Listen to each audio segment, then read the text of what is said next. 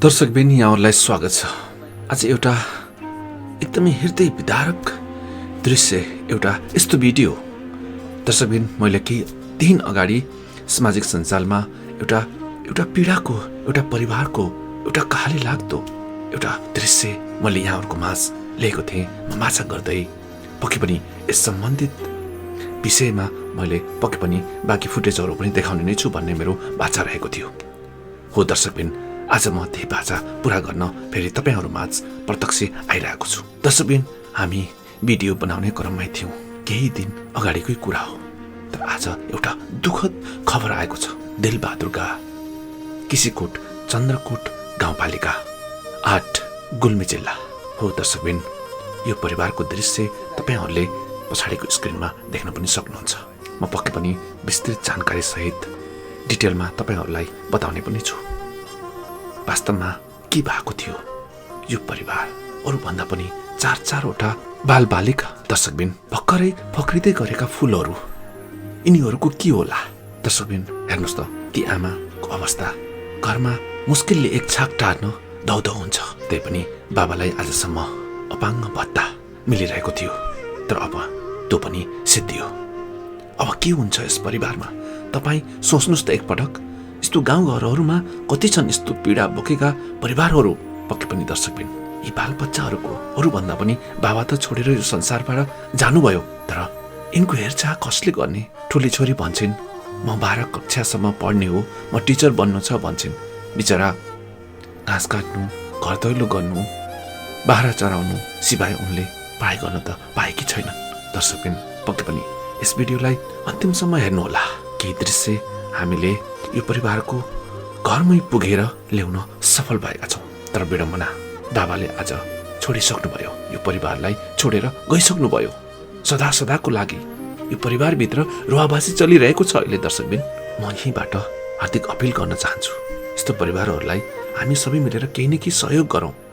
थोरै धेरै जे जसो हुन्छ हामी सबै सहयोग गरौँ। सहयोगी हातहरूसम्म यो भिडियोलाई पुर्याइदिनु होला भनेर म हार्दिक अनुरोध पनि गर्न चाहन्छु। दर्शकबिन, अब हेर्नुहोस् यो भिडियो दृश्यहरू हाम्रो महेश बोराको सहयोगमा म त्यो गाउँसम्म पुग्न सफल भयौँ र यहाँहरूको माझ यी केही दृश्यहरू तपाईँहरू माझ पस्किँदैछ। दर्शकबिन, तर आज यी दिलबहादुरका हामी माझ रहेनन्। अब यो परिवारको स्थिति के होला? यो विडम्बना, यो कहाली लाग्दो, यो वज्रपात निकै नै गम्भीर छ। दर्शकबिन, पक्कै पनि यस भिडियोलाई अन्तिमसम्म हेरेर सहयोगी मनहरूसम्म पुर्याइदिनु होला र हामी सबै मिलेर केही न केही सहयोगी हात मिलाएर यो परिवारको उद्धार गर्ने प्रयास गरौँ भन्न पनि चाहन्छु। धन्यवाद। अनि कि दाइ, तपाईँ त लामो समयसम्म यसरी काम गरिरहनु भयो, अहिले जिन्दगी सम्झिँदा कस्तो लाग्छ यहाँलाई? सम्झिँदा त के गर्ने, अब जिन्दगी सम्झिँदा नराम्रो लाग्छ त। अरू के घर कसैको किन नरमाइलो लाग्छ भन्नुहोस् त? तपाईँ त हिजो थुप्रै ठाउँमा गएर गइयो, आज के अरे सोच्दा के हुन्छ? के गर्ने, अब सोचेर के गर्ने? अब रोएर भयो, सम्झेर मलाई लगाएर के गर्ने? रोएर पुग्नु के गर्ने? मलाई दुःख, बहुत दुःख छ।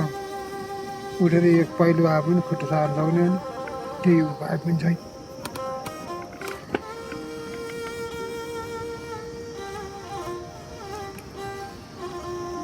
ठिक छ दाइ, हामी कतै न कतै केही तपाईँको भएसम्म औषधि उपचार अथवा अरू केही हुन्छ त्यसको लागि चाहिँ पहल पक्कै पनि गर्नेछौँ। यो नेतृत्व गर्नुहुने र यहाँ किसीकोटका सम्पूर्ण जनसमुदायहरूप्रति हार्दिक धन्यवाद र कृतज्ञता व्यक्त गर्न चाहन्छौँ। तपाईँको यो अवस्था भएपछि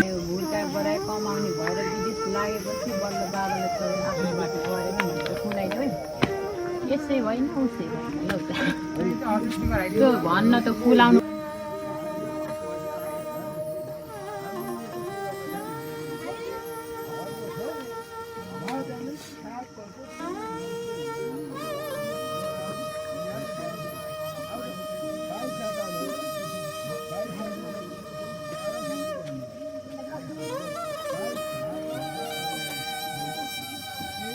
खै एकतिर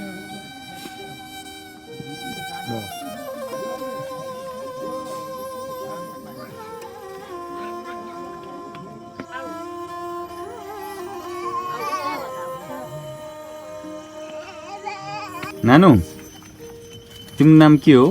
रञ्जना कहाँ रञ्जना कहाँ? कति वर्षकी भयो? कति? 13 वर्षकी भयो। कतिमा पढ्छौ? 8मा। अनि आज तिम्रो घर आएका छौँ। हेर त तिम्रो बाबाको अवस्था यस्तो छ, बिस्तारामा लडिरहनु भएको छ। आमाको अवस्था, भाइ बहिनीहरू सानसाना छन्, 8मा पढ्ने मान्छे। के बन्न मन लागेको छ नानु तिमीलाई? टिचर बन्ने हो? अनि टिचर बन्नलाई त धेरै पढ्नुपर्छ, धेरै मेहनत गर्नुपर्छ, पैसा चाहिन्छ। अनि तिमी धेरै पढेर चाहिँ टिचर बन्न सक्छौ?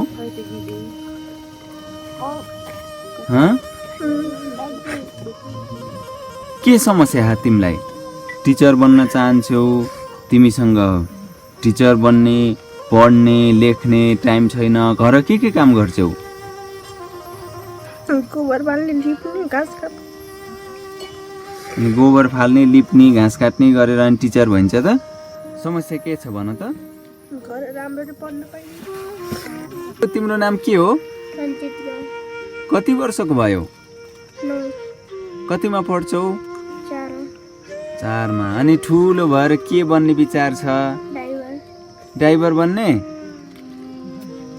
अनि अहिले त तिमी ड्राइभर बन्नलाई नि मस्तै पढ्नुपर्छ, राम्रो गर्नुपर्छ। तिम्रो त पढाइ छैन। हेर त घर परिवारको अवस्था यस्तो छ, बाबा बिरामी हुनुहुन्छ। अनि के गर्छौ त? अनि तिमी ड्राइभर बन्छौ? बा बिरामी, पैसा छैन, घरमा आम्दानी छैन। नमस्ते, तपाईँको नाम के हो? रिताका। अनि तपाईँको श्रीमानको अवस्था यस्तो छ, अहिले बिस्तारामा लडिरहनु भएको छ। तपाईँले उठाउनुहुन्छ, दिशा पिसा गराउनुहुन्छ, ल्याउनुहुन्छ। के छ समस्या तपाईँको? तपाईँको समस्या के छन् बाबुजी? समस्या अब नानीहरू साना छन्। श्रीमान अब सुत्दै उठाएर पिसा गर्नुपर्छ, पिसा लानुपर्छ। धेरै समस्या छ। खुवाउनु पर्छ। अनि यति खाएका पनि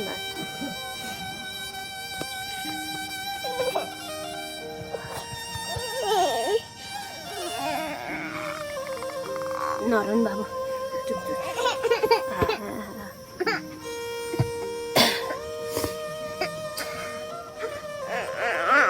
धेरै समस्या छ। निको भइदिए हुन्छ।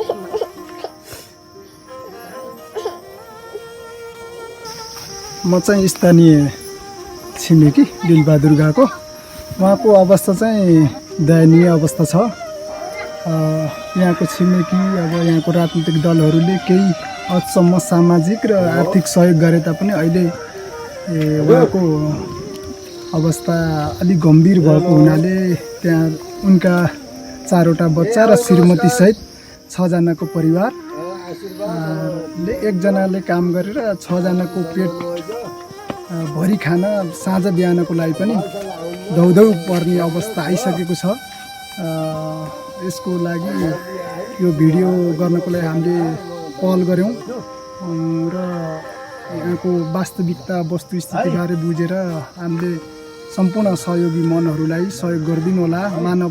मानवताको धर्म सोचेर पनि एकचोटि सहयोग गरिदिनु होला। यस्तो अवस्था हामी कसैलाई नपरोस्, परे तापनि अरू केही नभए पनि बच्चाहरूले राम्रो शिक्षा दीक्षा पाउन् भन्ने आज चाहिँ यहाँ उपस्थित भएका सम्पूर्ण स्थानीयहरूले केही तत्कालको आवश्यकता पूर्ति गर्नको लागि केही रकम सहयोग गर्नुभयो। त्यो रकम चाहिँ हामीले स्थानीय छिमेकी स्व दानबहादुर थापालाई हस्तान्तरण गरी उहाँको जिम्मामा तत्कालीन आवश्यकता जस्तै रासन पानीहरू हुनसक्छ, बच्चाहरू बिरामी हुन सक्छन्, त्यसको लागि आवश्यकता पुरा गर्नको लागि सुरुवाती सहयोगको सुरुवात गरेका छौँ। अब उहाँको अवस्था एकदम दयनीय, शारीरिक अशक्तता, अपाङ्गता, अब केही गर्न नसक्ने अवस्थाको भएर दयनीय अवस्था छ। त्यसैले सम्पूर्ण देश विदेशमा रहनुहुने सहयोगी मनहरूले सहयोग गर्नको लागि हार्दिक अनुरोध गर्दछु। नमस्कार, म बाबुराम बोरा, तुराङ 8 निवासी किसिकोट। हामीले सामाजिक काम गर्दा अब दुखित व्यक्तित्व हेर्दै जाँदा हाम्रो वार्डमा होइन दिलबहादुर गाको घरको स्थिति साह्रै निम्न दुखी त्यस्तो देखिएको छ र मैले पत्रकारहरूलाई पनि बोलाएर यो भिडियो बनाउनुहोस् भनेर मैले भनिरहेको विषय हो। र आज म एउटा राजनीति गर्दा कम्युनिस्ट पार्टीको एउटा कार्यकर्ता हो, तर पनि यसको बारेमा मैले घर बनाउने एउटा घरको छानो थियो, त्यसलाई भत्काएर एउटा सरकारसँग माग गर्दै हामीले एउटा टिनको छानो बनाउन हामी सफल भयौँ। अहिले उहाँले भत्ता पनि खाइरहनु भएको छ, तपाईँले दिलाइरहनु छ। अरू समाजको सेवाबाट चाहिँ आफू यहाँ तपाईँ यहीँको समुदायको मान्छे हो, अनि तपाईँहरूले चाहिँ अरू के पहल गरिरहनु भएको छ? हामीले उसको बारेमा त्यस पारिवारिक समस्या आउँदाखेरि पनि उसको भनौँ न उसको एउटा बच्चा बन्यो, त्यति बेला पनि मैले सबैलाई गाउँ परिवार पब्लिकलाई प्रयोग गर्दै उसलाई अब दुध चामल उठाउनु पर्छ भनेर पनि त्यति बेला पनि उसलाई हामीले सहयोग गरेका थियौँ। र हाम्रो हिजो चुनाव आएको थियो, त्यो र तुराङ गाविसको भरिका मान्छेलाई मैले कृषिगत प्रणालीभित्र उसलाई 5-7 हजार रुपियाँ दाम नखत र अब चामल उठाउने काम पनि हामीले गरेर सहयोग गर्दै आउँदा यति बेला कस्तो छ त भन्नाले उसको एकदम निम्न अवस्थामा पुगेको दिलबहादुर गा, उसका बच्चाहरू सेना र देश विदेश यति चिज मान्ने व्यक्तित्वहरूले उसलाई सहयोग गर्दैमा जाँदा राम्रो हुन्थ्यो कि भन्ने मैले थोरै सबैलाई आग्रह गर्दै म बिताउँछु। हस्त धन्यवाद। श्रोता महानुभाव नमस्कार, म महेश बोहरा। तपाईँ अहिले हेर्दै हुनुहुन्छ हाम्रो स्कट नेपाल अनलाइन टिभी। हामी स्कट नेपाल अनलाइनमा रहेर देश तथा विदेशमा रहेका विभिन्न ठाउँमा पुगेर त्यहाँ भएका सत्य तथ्य घटनाहरू तपाईँको साथमा ल्याउने गर्दछौँ। आज हामी गुल्मी जिल्लाको चन्द्रकोट गाउँपालिका वडा नम्बर 8 किसिकोटमा छौँ र यहाँ किसिकोटमा लामो समयदेखि लगभग 5-6 वर्ष नै भयो तपाईँले दृश्यमा देखिरहनु भएको छ र यत्रो परिवार अहिले लथालिङ्ग हुने अवस्थामा पुगेको छ। विशेष गरी यहाँको समाजसेवी र यहीँ बसोबास गर्नुभएको हाम्रो टिका अधिकारी भुवन बोरा, बाबुराम बोरा, लिलबहादुर बोरा, अरू लगायत थुप्रै साथीहरूले पहल गर्नुभयो र यहाँको यो दर्दनाक अवस्था चाहिँ बाहिर ल्याइदिनुहोस् भनेर भनिसकेपछि आज हामी किसिकोटमा आएका छौँ र किसिकोटको यो आज तिहारको अर्को दिन हो, मङ्सिर 2 गते। मङ्सिर 2 गते यो परिवारलाई कहिले पनि तिहार आएन, देख्न सक्नुहुन्छ तपाईँहरूले।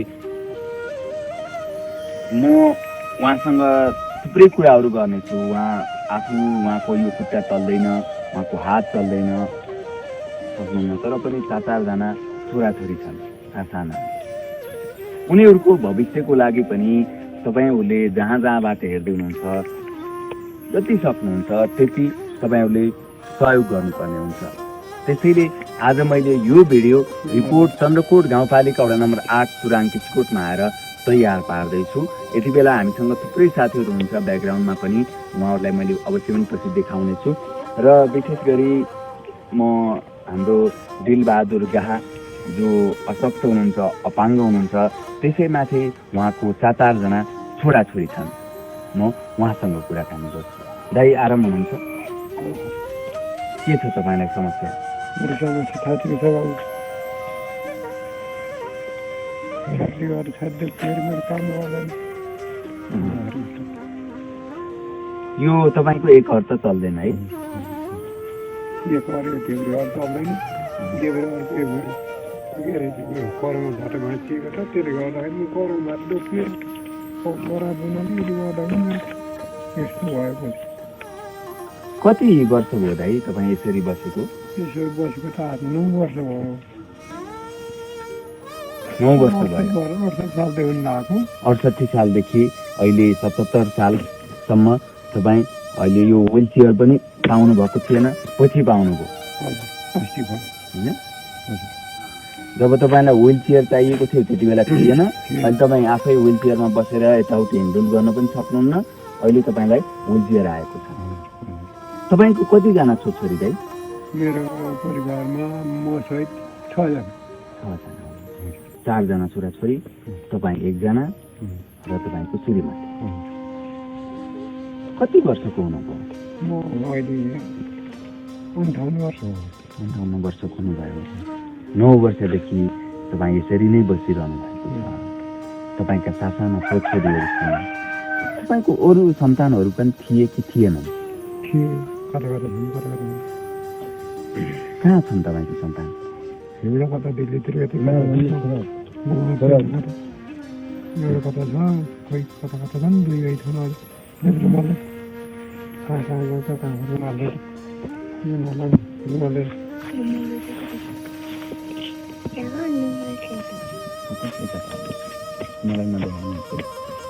तपाईँ अहिले यत्रो वर्षदेखि यहाँ फलिरहनु भएको छ, ताकि तपाईँका सन्तानहरू विदेशमा छन्, उनीहरूले हेर्दैन? कसरी हेर्नु, केही हेर्दैन? कति कोही बाटोमा सहयोग पाएको छैन। केही कसै मेरो परिवारभित्र होला, मेरो छोराछोरी कसैले मैले अहिलेसम्म एक गिलास पानी पनि पिएको छैन। किन त्यस्तो गर्छन् भाइ? बहुत अन्याय हो। आज तपाईँ यो अवस्थामा हुनुहुन्छ। तपाईँका छोराछोरी छन्, बुहारी छन्, नातिनातिना छन्, तर तपाईँ त यो अवस्थामा हुनुहुन्छ। आफै हिँडेर दिसा पिसाब गर्न सक्नुहुन्न, आफै खाना खान सक्नुहुन्न। कुरोको भन्नु अर्को खुवाइदिएर पनि खानु सक्दैन।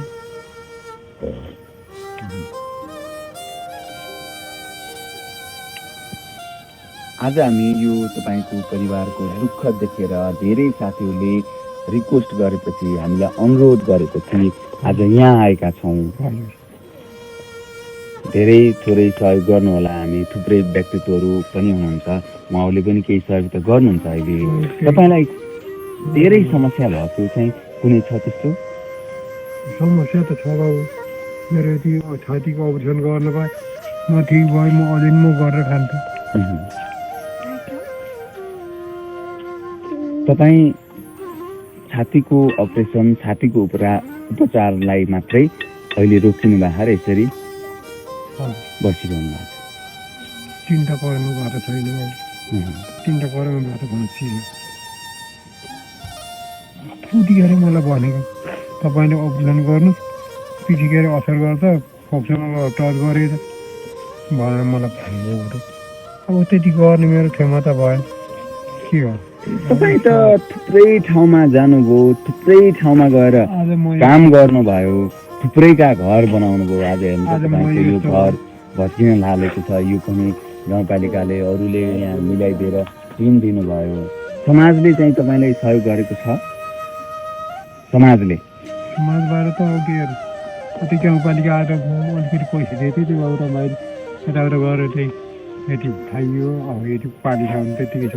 यो हालत छ, के गर्नु। पानी पऱ्यो बाहिर निक्लन सकिनु। मेरो त कुरा गर्नु पर्ने। अब के अरे ठिक भएको मान्छे पनि बाहिर निक्लन सक्नु।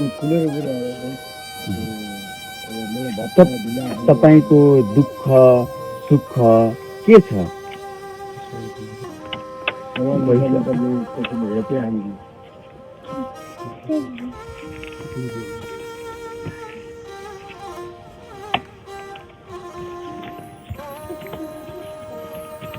अनि कि दाइ, तपाईँ त लामो समयसम्म यसरी काम गरिरहनु भयो। अहिले जिन्दगी सम्झिँदा कस्तो लाग्छ यहाँलाई? सम्झिँदा त के गर्ने, अब जिन्दगी सम्झेर नराम्रो लाग्छ ल, आएर के गर्ने। कसैको किन नरमाइलो लाग्छ भन्नुहोस् त? तपाईँ त हिजो थुप्रै ठाउँमा गएर गइयो, आज के अरे सोच्दा के हुन्छ, के गर्ने। अब सोचेर के गर्ने, अब रोएर भयो सम्झेर मलाई लगाएर के गर्ने, रोएर पनि के गर्ने। मलाई दुःख बहुत दुःख छ। उठेर एक पाइलो आए पनि खुट्टा सार्न सक्ने, केही उपाय पनि छैन।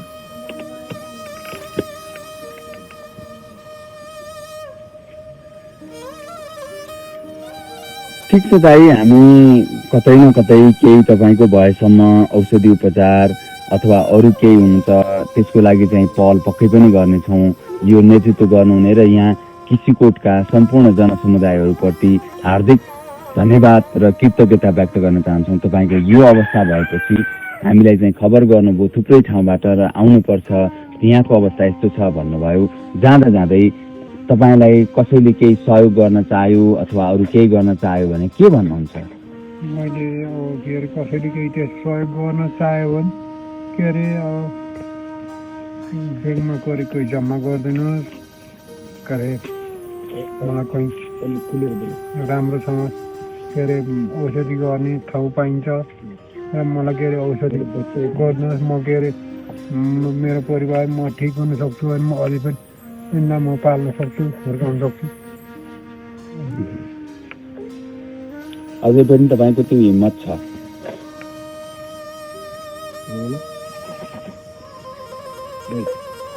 हिम्मत छ तपाईँको अझै पनि? गर्नुहुन्छ? पक्कै म यति ठिक हुन्छ होटल देख्न सक्छ भने म गर्छु भाइ।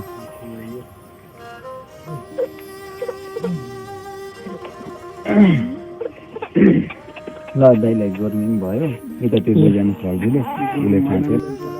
दर्शक तथा श्रोता महानुभाव हेरिहाल्नुभयो यो घटना। तपाईँले पक्कै पनि यहाँको धेरै कुराहरू बुझ्नुभयो। यहाँको समाजले उहाँहरूले आज हामीले थोरै रकम भए पनि जम्मा गरेर सङ्कलन गरेर उहाँको लागि बुझाइदिएका छौँ। उहाँले कुनै पनि खानाको लागि अथवा अरू कुनै समस्या, तर उहाँको ठुलो उपचार गर्नको लागि र नानु बाबुहरूको पढाइको लागि विशेष गरी केही आर्थिक सहयोग चाहिएको हुनाले यो भिडियो हामी यहीँ आएर तयार पारेका छौँ। चन्द्रकोट गाउँपालिकाको वडा नम्बर 8 किसिकोटमा आएका छौँ र उहाँको अवस्था देखाइसकेका छौँ। त्यसैले पनि देश तथा विदेशमा रहनुहुने सम्पूर्ण नेपाली दाजुभाइ तथा दिदीबहिनीहरूमा यो आग्रह गर्न चाहन्छु कि तपाईँहरूले जति सक्नुहुन्छ, गुलमेलीहरूले एकले अर्कोलाई पर्दा दुःखमा मलम लगाउने काम गर्नुहुन्छ। यो घटनामा यो सन्दर्भमा पनि पक्कै पनि मलम लगाउनुहुन्छ भन्दै आजको यस श्रृङ्खलाबाट आज्ञा चाहन्छौँ। नमस्ते।